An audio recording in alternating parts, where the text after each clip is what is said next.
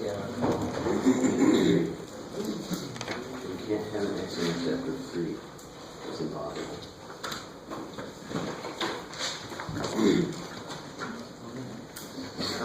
Figure out where the top equals 0. So set the top equals 0. And then factor out your 3's. And that leaves you with x minus 1, right? Plus times x plus 1, right? Difference there. Well, 3 can't equal 0. So you put everything out.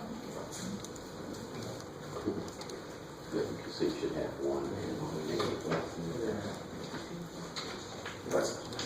Alright guys, so when you factor the top and bottom, you should get this. So that's the first thing I would do with these kind of problems. Factor everything I can. What are your x-intercepts? Yeah, negative 1 and 1. They're both multiplicity 1, which will become useful later. Don't get used to that. We just happen to have a couple examples. This is almost the same as that, but somebody pointed out something interesting about the middle shape. There's no general way to know what it's going to look like. It just depends on where the intercepts fall. The y-intercept, of course, 0, 1/2. Okay, cool. Vertical asymptotes. What do I look at for that? The bottom. The bottom.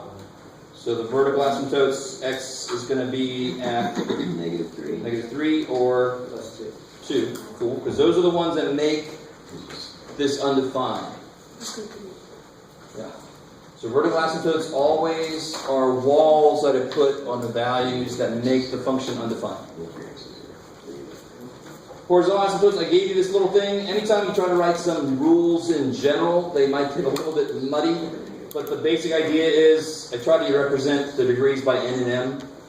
So this says the bottom is a larger degree, it goes to 0. If they're the same degree, which is what we have here, it's the ratio of the largest degree coefficients. And if the top is bigger, it's got that slant asymptote, you'd have to long divide. All right, we'll do more examples of that later. So what will the horizontal asymptote have to be? 3. Yeah, so it'll be 3 over 1. Ratio of the coefficients. So 3. Cool. A lot.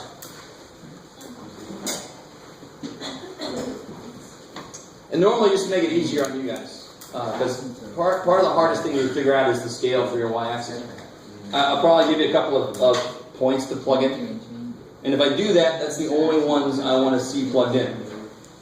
Right? Don't have this whole table of values and you just basically connect the dots. It's kind of going against the whole idea. So what is f of negative 4? 45 over 6. 45 over 6? Which is 7.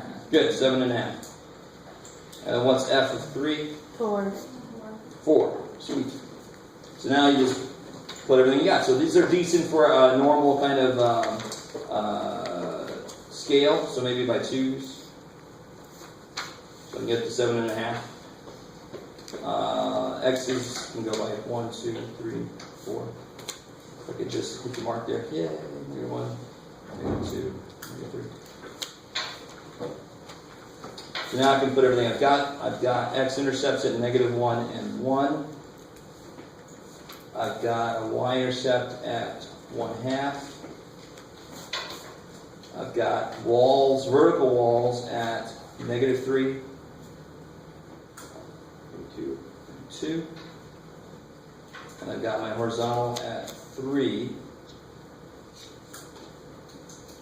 So I've got my wall set up. So now in the middle, I know it's multiplicity 1, so it has to go through. So you can see the middle is trying to tell you it's almost like parabolic. That's the only thing it could possibly do. If it touched, it could touch and go up that way, and that would be fine. But it goes through, so it's got to go through and look like a traveler. So what do I have to do on the outsides here? For some reason, I always have somebody totally not do one of these. Do you see how this is 1, 2, 3 regions?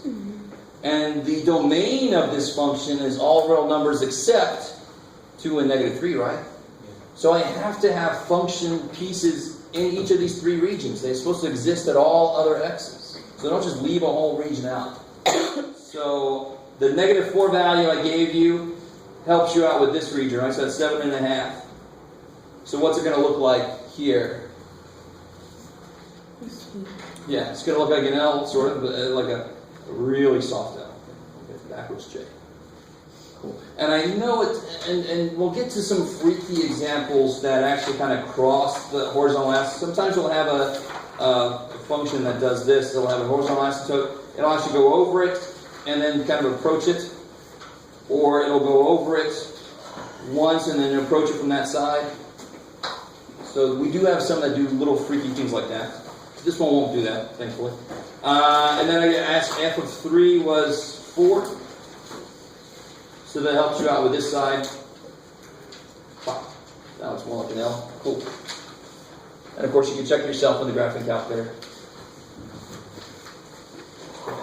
So that's exactly what I'll ask you. I'm going to ask you all these questions on the test to kind of help you step through it. Your graph has to represent your work. Your graph should not represent what your graphing calculator says, unless your work agrees. All right.